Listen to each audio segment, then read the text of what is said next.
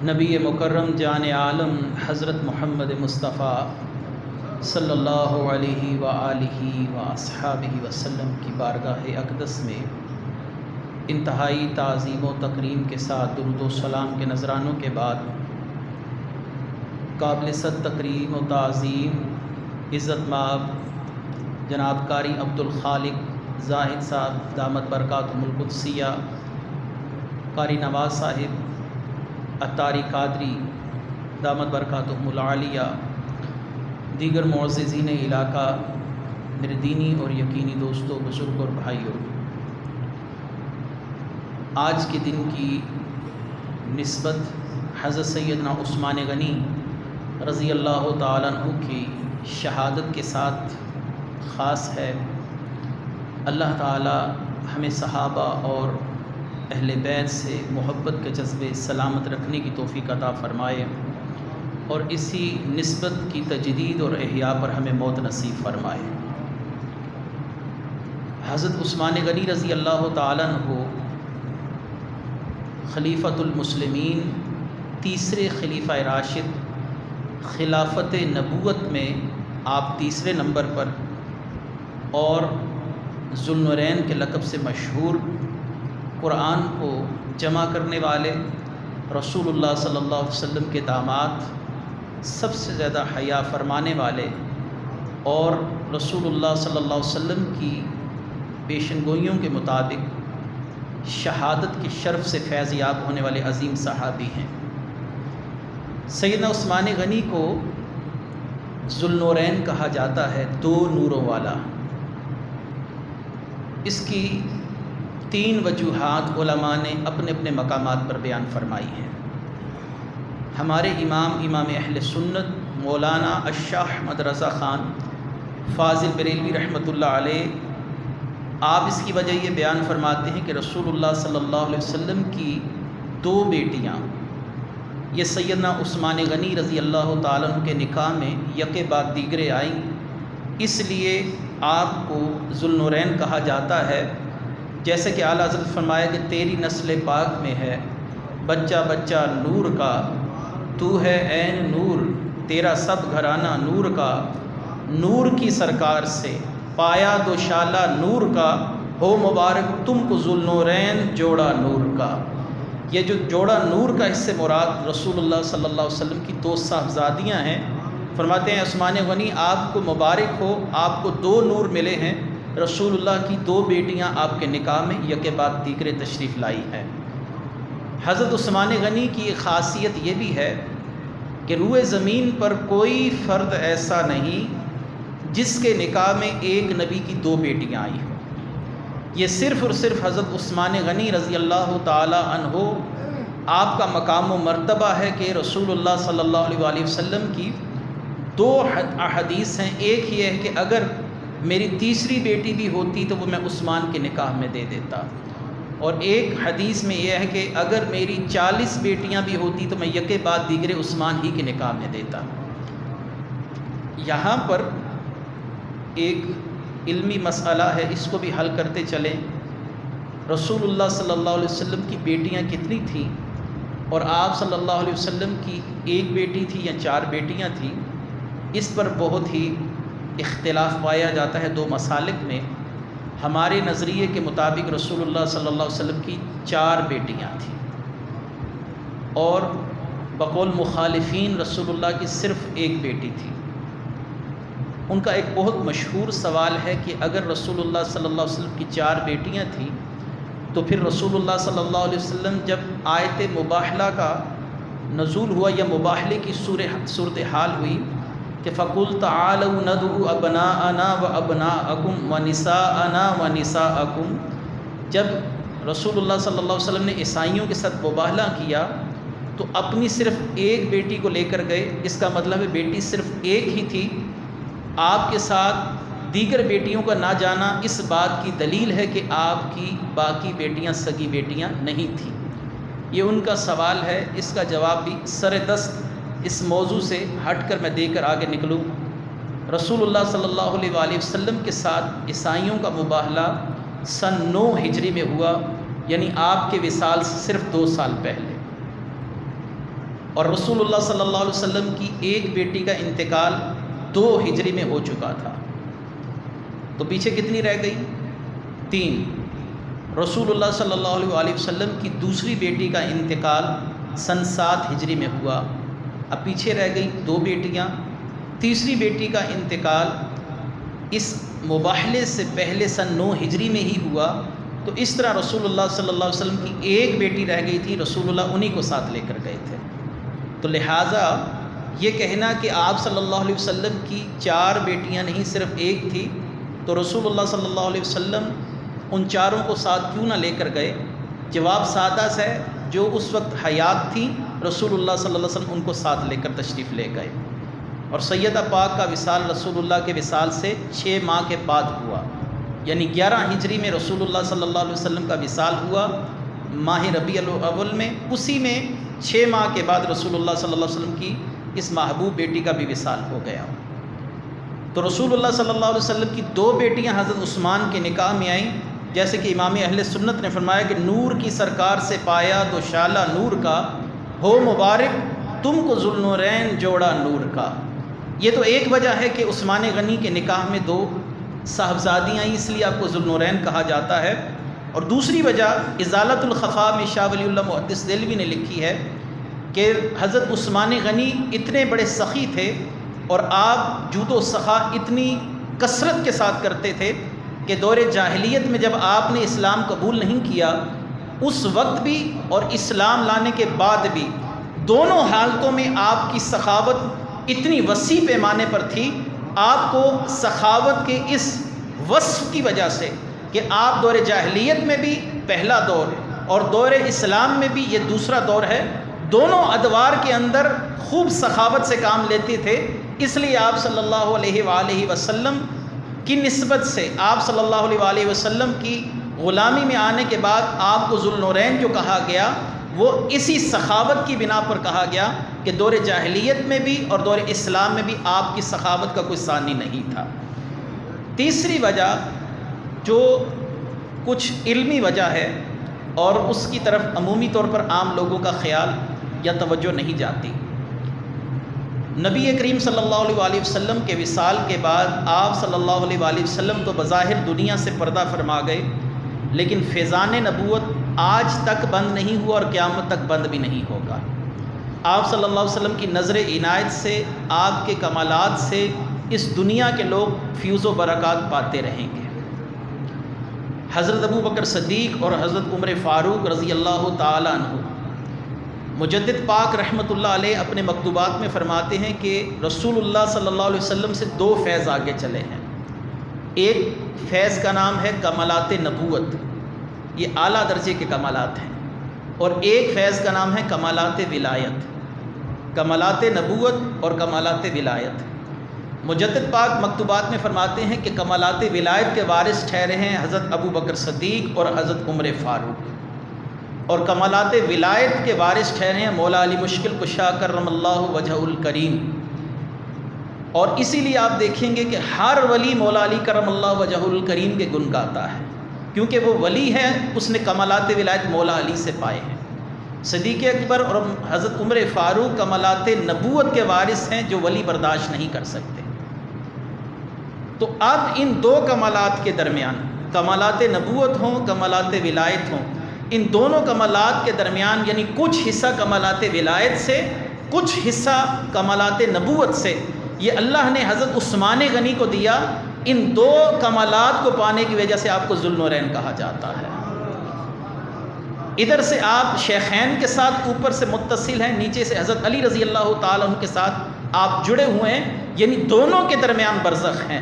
وہاں پر آپ کمالات ولایت بھی رکھتے ہیں، کمالات نبوت بھی رکھتے ہیں۔ آپ مقام رضا و تسلیم داتا صاحب رحمۃ اللہ علیہ نے کشف المعجوب شریف میں بڑی خوبصورت بات فرمائی ہے، فرماتے ہیں کہ صوفیہ طریقت کے امام حضرت عثمان غنی بھی ہیں، کیونکہ حضرت عثمان غنی کو گھر کے اندر بند کر آپ کا محاصرہ کیا گیا، اور محاصرہ 40 دن رہا، 40 دن آپ پر پانی بند رہا۔ کربلا کی داستان بھی بڑی دکھی کا داستان ہے، دلوں کو چھلنی کرتی ہے، لیکن رسول اللہ صلی اللہ علیہ وسلم کے اس غلام پر بھی 40 دن پانی بند رکھا گیا۔ 40 دن پانی بند رکھا گیا۔ حضرت امام حسن رضی اللہ تعالیٰ عنہ تشریف لاتے ہیں اور پوچھتے ہیں کہ اے عثمان غنی، اگر آپ کو ہم سے کوئی مدد درکار ہے تو بتائیے، ہم ان بلوائیوں کو، جن باغیوں نے آپ کے گھر کا محاصرہ کر رکھا ہے، آپ کو ادھر سے زندہ سلامت نکال کر لے جائیں۔ آپ نے فرمایا نہیں، میں تم سے کسی قسم کی مدد نہیں چاہتا، میں چاہتا ہوں کہ اسی رضا کی حالت میں، اسی تسلیم کی حالت میں اللہ کی بارگاہ میں چلا جاؤں۔ داتا صاحب رحمۃ اللہ علیہ نے ادھر بڑے ہی خوبصورت نقطہ بیان فرمایا تصوف کے نقطہ نظر سے۔ آپ نے فرمایا عثمان غنی کی شان دیکھیے کہ یہاں پر آپ کا حال مشابہ ہے حضرت ابراہیم علیہ السلام کے۔ حضرت ابراہیم کو جب نمرود آگ میں پھینکنے لگا اور آپ کو پھینکنے میں تیاری شروع کر دی گئی آگ میں پھینکنے کے لیے، تو حضرت جبریل تشریف لا کر کہتے ہیں کہ اے اللہ کے محبوب، اے خلیل اللہ، حکم کیجئے آپ کے لیے ہم کیا کر سکتے ہیں، آپ کی مدد کر دیں، آپ یہاں سے زندہ سلامت نکل جائیں۔ آپ نے فرمایا مجھے تیری مدد کی حاجت نہیں، کیونکہ میں مقام رضا پر ہوں، میرا رب جو چاہے گا وہی ہوگا، مجھے تیری مدد کی ضرورت نہیں، میرا رب میرا حال تجھ سے بہتر جاننے والا ہے۔ یہی بات حضرت عثمان غنی نے اسی مقام پر کہی ہے۔ وہاں پر آتش نمرود ہے، یہاں پر 2000 بلوائی آپ کو قتل کرنے کے لیے گھر کے باہر کھڑے ہیں۔ وہاں پر جبریل مدد کے لیے اپنے آپ کو پیش کرتے ہیں، یہاں پر مولا علی کرم اللہ وجہ الکریم کے لال حضرت امام حسن اپنے آپ کو مدد کرنے کے لیے پیش کرتے ہیں۔ وہاں پر کہا جاتا ہے کہ اے جبریل، مجھے آپ کی مدد کی ضرورت نہیں۔ یہاں پر حضرت عثمان کہتے ہیں اے امام حسن، مجھے آپ کی مدد کی ضرورت نہیں ہے، میرا رب آپ سے بہتر میرا حال جاننے والا ہے۔ تو جو لوگ اللہ کے فیصلوں پر صبر، استقامت اور رضا کے مقام پر فائز ہوئے، داتا صاحب فرماتے ہیں ان آئمہ طریقت کے امام حضرت سیدنا عثمان غنی رضی اللہ تعالیٰ عنہ، کیونکہ آپ نے اللہ کی رضا پر صبر کیا ہے، اختیارات کا استعمال نہیں کیا۔ صحابہ آپ سے اجازت مانگتے رہے کہ آپ ہمیں اجازت دیجئے کہ مصر کے ان باغیوں کو ہم یہاں سے مار بگائیں۔ آپ نے فرمایا میں نہیں چاہتا کہ مدینہ طیبہ کی سرزمین، پاک سرزمین ان کے خون کے ساتھ آلودہ ہو جائے، میں چاہتا ہوں کہ رسول اللہ کی سرزمین پر کوئی خون ریزی نہ کی جائے، آپس کے اندر تلواریں نہ ٹکرائیں، کلمہ پڑھنے والے کلمہ پڑھنے والوں کے ساتھ نہ لڑیں۔ اچھا، یہ ایک مدد کا موقع تھا، امام حسن مدد پیش کر رہے ہیں۔ داتا صاحب فرماتے ہیں مشابہ حال ہے حضرت ابراہیم علیہ السلام کے، اور آپ سے عبداللہ بن سلام ملنے کے لیے گئے، گھر کے اندر محاصرہ ہے، آپ قید میں ہیں۔ عبداللہ بن سلام کہنے لگے اے عثمان، آپ کے حال پر رحم آتا ہے۔ وہ شخص جس نے مدینے میں بئر روما، جو میٹھے پانی کا کنواں تھا، جب رسول اللہ ہجرت کر کر مدینہ پہنچے، یہودی کے پاس ایک کنواں تھا جس سے لوگ پیسے دے کر پانی پیتے تھے۔ رسول اللہ صلی اللہ علیہ وسلم نے فرمایا ہے میرا کوئی غلام جو بئر روما کو لے کر میرے غلاموں کے لیے اس کو مفت جاری کر دے؟ حضرت عثمان غنی نے یہودی سے کہا میں 25,000 درہم دیتا ہوں اور اس کنویں کو رسول اللہ کے لیے وقف کر دیتا ہوں۔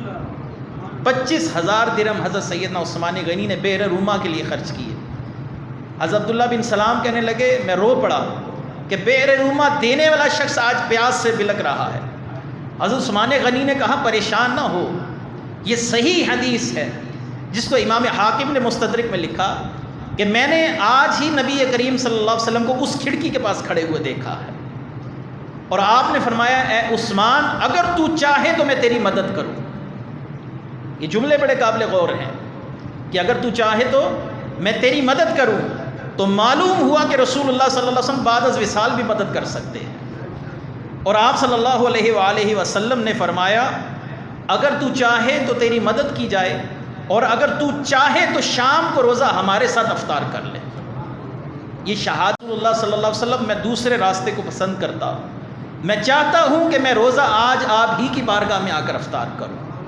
نبی کریم صلی اللہ علیہ وآلہ وسلم کی طرف سے مجھے خوشخبری دے دی گئی ہے، مجھے شہادت ملے گی، اور مجھے یقین ہے کہ آج مجھے شہید کر دیا جائے گا۔ یہ مقام رضا و تسلیم ہے، یہ نہیں کہا کہ میری جان بچائی جائے، جیسے نبی کریم صلی اللہ علیہ وسلم کو پہلے بتا دیا گیا کہ آپ اس بیٹے حسین کو کربلا میں شہید کیا جائے گا۔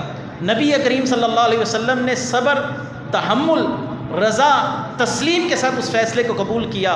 آپ نے ایک بار بھی اللہ سے دعا نہیں کی یا اللہ میرے اس بیٹے کے ساتھ یہ ظلم نہ کیا جائے، یا اللہ اس کی جان خلاصی ہو جائے۔ آپ نے فرمایا یا اللہ جو تیرا فیصلہ ہے میں اپنے بیٹے کو تیرے سپرد کرتا ہوں۔ ایسے ہی حضرت عثمان غنی رضی اللہ تعالیٰ عنہ 40 دن محاصرے میں ہیں، آپ کو بے دردی کے ساتھ شہید کیا گیا، آپ کے خلاف بغاوت کی گئی۔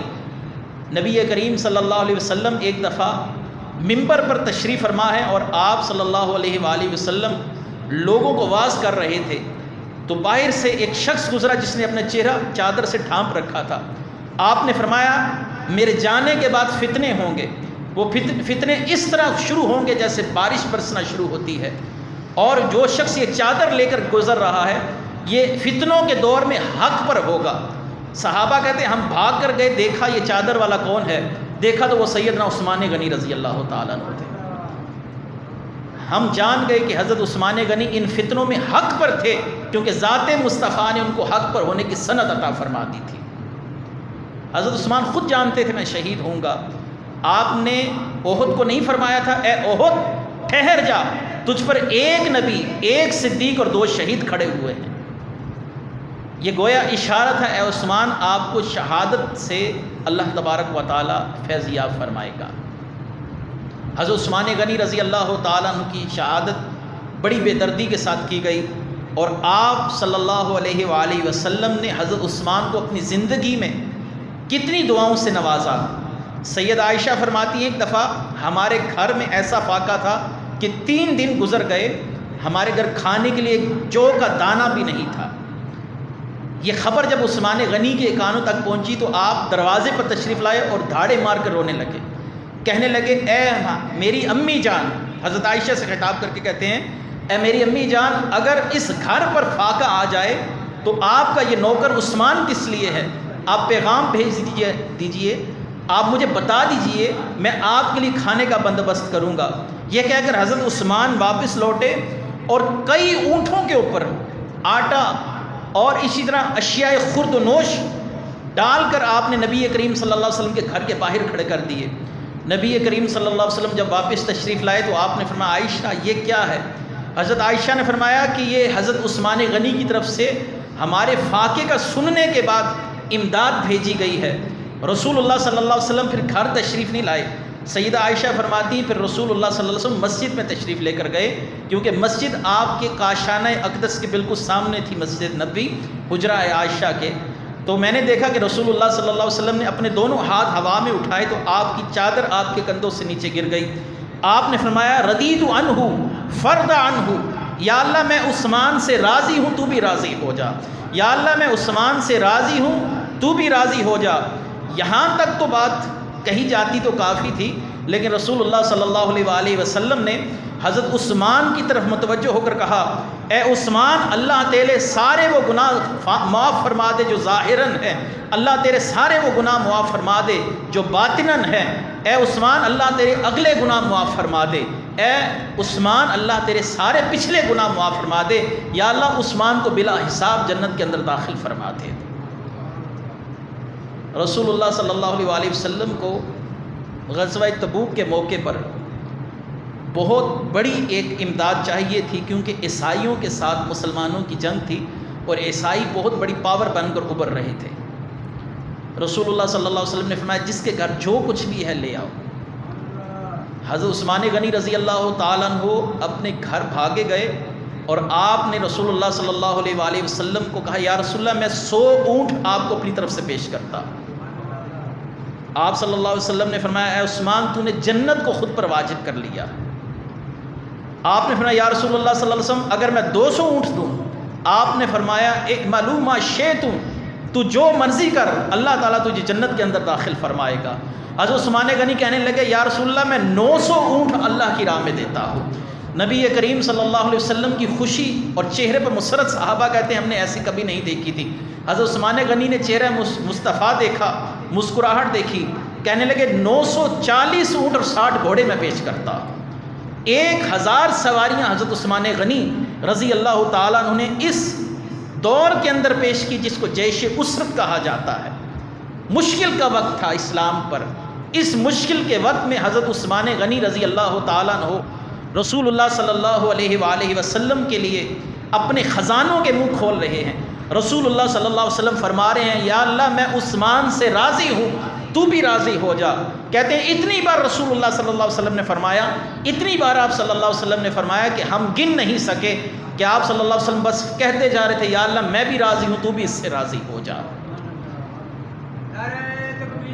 اللہ اکبر یا رسول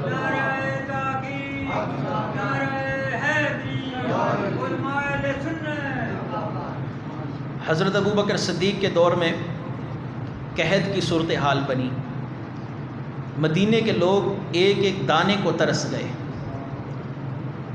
جو تاجر تھے یہ مہنگی گندم خرید کر فروخت کرنے کے سلسلے میں بھاگے پھر رہے تھے، کہیں سے ہمیں گندم ملے اور مدینے میں قحط سالی کا فائدہ اٹھایا جائے، لوگوں کو مہنگے داموں گندم بیچی جائے۔ حضرت عثمان غنی نے 1000 اونٹ گندم کے منگوائے۔ تاجروں کو پتہ چلا کہ حضرت عثمان غنی نے 1000 اونٹ گندم کے منگوائے ہیں، بھاگے ہوئے گئے اور کہنے لگے اے عثمان، ہم آپ کو ایک ایک اونٹ پر اتنا نفع دے سکتے ہیں کہ آپ راضی ہو جائیں گے۔ آپ نے فرمایا اس کے بعد کیا کرو گے؟ انہوں نے کہا پھر ہم اپنی مرضی کی قیمت پر اس گندم کو فروخت کریں گے۔ بتائیے آپ 10 روپے کے پیچھے 2 روپے نفع لیجئے، ہم آپ کو 10 روپے کی چیز کے 12 درہم دیتے ہیں۔ آپ نے فرمایا مجھے اس سے زیادہ مل رہے ہیں۔ انہوں نے کہا ٹھیک ہے ہم آپ کو 13 دیتے ہیں۔ آپ نے فرمایا اس سے زیادہ ملتے ہیں، مجھے ایک جگہ سے اس سے زیادہ مل رہے ہیں۔ تاجر کرتے ہوئے 14 درہم پر آئے کہ جو چیز آپ کو 10 روپے کی پڑی ہے ہم سے 14 درہم لے لیجئے۔ آپ نے فرمایا مجھے اس سے بھی زیادہ مل رہے ہیں۔ تاجر 15 پر آ کے رک گئے، کہنے لگے کہ مدینے کے ہم تاجر ہیں، ہمیں نہیں معلوم کہ آپ کو مدینے کی سرزمین پر ہم سے زیادہ نفع دینے والا کون ہے۔ ہم آپ کو 10 روپے کے پیچھے 5 روپے نفع دے رہے ہیں، یعنی 10 روپے کی چیز آپ کو 15 روپے کی مل جائے گی، تو آپ کو اس نفع سے زیادہ نفع دینے والا کون ہے؟ آپ نے وہ 1000 اونٹ مفت مدینے کے اندر تقسیم کروا دیے۔ آپ نے فرمایا اس سے زیادہ نفع دینے والی مجھے رب کی ذات ہے۔ حضرت ابن عباس فرماتے ہیں کہ جس دن حضرت عثمان غنی رضی اللہ تعالیٰ عنہ نے یہ عمل کیا تو میں نے رات کو نبی کریم صلی اللہ علیہ وسلم کو جنت میں کھڑے ہوئے دیکھا کہ آپ کے جسم اقدس پر نور کا لباس ہے، آپ صلی اللہ علیہ وسلم کے سر مبارک پر ایک نور کا امامہ ہے، اور آپ صلی اللہ علیہ وسلم تیزی سے کہیں چلتے ہوئے جا رہے ہیں۔ میں نے کہا یا رسول اللہ صلی اللہ علیہ وسلم آپ کہاں جا رہے؟ آپ نے فرمایا جو عثمان نے آج صدقہ کیا ہے اللہ نے اس کے بدلے عثمان کے لیے جنت میں بہت بڑا محل بنایا ہے، میں وہ دیکھنے کے لیے جا رہا ہوں۔ بہت بڑا محل بنایا ہے، میں وہ دیکھنے کے لیے جا رہا ہوں۔ یہ وہ نفع تھا جو عثمان غنی کہہ رہے تھے مجھے اس سے بھی زیادہ نفع مل رہا ہے، مجھے اس سے بھی زیادہ فائدہ پہنچ رہا ہے۔ حضرت عثمان غنی رضی اللہ تعالیٰ نے 1000 اونٹ مفت تقسیم کروا دیے، صرف کس لیے کہ میرے آقا کریم صلی اللہ علیہ وسلم کی امت اور میرے آقا کریم صلی اللہ علیہ وسلم کے صحابہ کرام یہ بھوکے نہ مریں۔ نبی کریم صلی اللہ علیہ وسلم نے فرمایا کہ حیا ایمان ہے، جب حیا اٹھ جائے تو ایمان بھی اٹھ جاتا ہے۔ ایک چیز نہ رہے تو دوسری بھی نہیں رہتی، ایک چیز آئے تو دوسری بھی آ جاتی ہے۔ اور کیا ایمان کا عالم ہوگا کہ رسول اللہ نے فرمایا میری امت میں سب سے زیادہ حیا کرنے والا عثمان غنی ہے۔ ان کے ایمان کا عالم کیا ہوگا؟ حضرت عثمان غنی اپنی حیا کا خود بیان فرماتے ہیں کہ میں نے جب سے اس ہاتھ سے رسول اللہ صلی اللہ علیہ وسلم کے ساتھ مصافحہ کیا ہے میں نے ساری زندگی وہ ہاتھ اپنی شرمگاہ پر نہیں لگایا ہے، اس لیے کہ اس ہاتھ کو میرے محبوب نبی کریم صلی اللہ علیہ وسلم نے مس کیا ہے۔ ایک دفعہ سیدنا ابو بکر صدیق رضی اللہ تعالیٰ عنہ کاشانہ اقدس نبوی صلی اللہ علیہ وسلم پر تشریف لے کر گئے، دروازے پر دستک دی، آپ صلی اللہ علیہ وآلہ وسلم آرام فرما رہے ہیں، تشریف فرما ہے۔ سیدہ عائشہ فرماتی ہیں کہ آپ کی ران سے کچھ تہمت ہٹی ہوئی تھی۔ آپ صلی اللہ علیہ وسلم نے دروازے سے سوال کیا کون ہے؟ جواب ہے میں ابو بکر ہوں۔ آپ نے فرمایا ابو بکر اندر تشریف لے آئیے۔ رسول اللہ صلی اللہ علیہ وسلم ویسے ہی آرام فرما رہے جیسے پہلے تھے۔ کچھ دیر کے بعد پھر دروازے پر دستک ہوئی، پھر سوال کیا کون ہے؟ یا رسول اللہ میں عمر ہوں۔ آپ نے فرمایا تشریف لے آئیے۔ اسی طرح لیٹے رہے، آپ کی ران مبارک سے کچھ تہمت ہٹی ہوئی تھی۔ تیسرے نمبر پر پھر دروازے پر دستک ہوئی، آپ نے فرمایا کون ہے؟ فرمایا میں عثمان بن عفان ہوں۔ رسول اللہ صلی اللہ علیہ وسلم فوراً کھڑے ہوئے، اپنی تہمت کو صحیح کیا۔ آپ نے فرمایا عثمان اندر تشریف لے آئیے۔ سید عائشہ فرماتی ہے کہ میں نے یہ سارا معاملہ چونکہ اپنی آنکھوں سے دیکھا تھا، اب سوال دل کے اندر اٹھا کہ ابو بکر آئے تو رسول اللہ صلی اللہ علیہ وآلہ وسلم نے وہ معاملہ نہیں فرمایا، عمر آئے تو وہ معاملہ نہیں فرمایا، اب جب عثمان آئے تو رسول اللہ صلی اللہ علیہ وآلہ وسلم نے خود کو اچھے طریقے سے ڈھانپ لیا، فرمایا عثمان اندر آ جائیے۔ یہ سوال جب رسول اللہ صلی اللہ علیہ وسلم سے کیا، یا رسول اللہ میں نے عجیب معاملہ دیکھا، اس معاملے کی وضاحت کیا ہے، حقیقت کیا ہے؟ آپ نے فرمایا عائشہ اصل میں عثمان اتنی حیا والا ہے، میری تہمت ہٹے ہوئے دیکھتا تو مجھ سے کبھی بات نہ کر سکتا، وہ واپس چلا جاتا، میں اس سے حیا کیوں نہ کروں کہ آسمان کے فرشتے جس سے حیا کرتے ہیں۔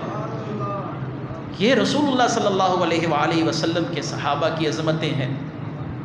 آخری حدیث مبارکہ ہے، آپ صلی اللہ علیہ وآلہ وسلم نے فرمایا جو شخص جس کا کفر وہ ہو، یعنی جس کو سمجھے کہ دین میں میرا ہم پلہ ہے، وہ اس کے ساتھ ہو جائے۔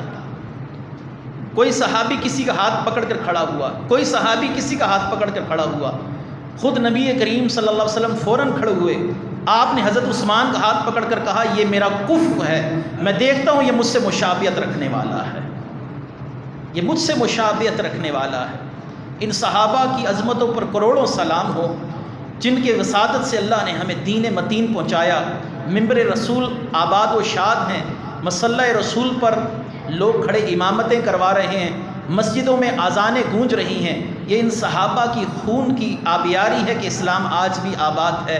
رسول اللہ کے اہل بیت نے اگر کربلا کے میدانوں کو سریاب کیا ہے اپنے خون کے ساتھ، تو بدر و احد و تبوک اور خندق کے اندر رسول اللہ کے صحابہ نے بھی آپ صلی اللہ علیہ وسلم کے دین کے لیے اپنے خون کی آبیاری کی ہے۔ اللہ تعالیٰ اہل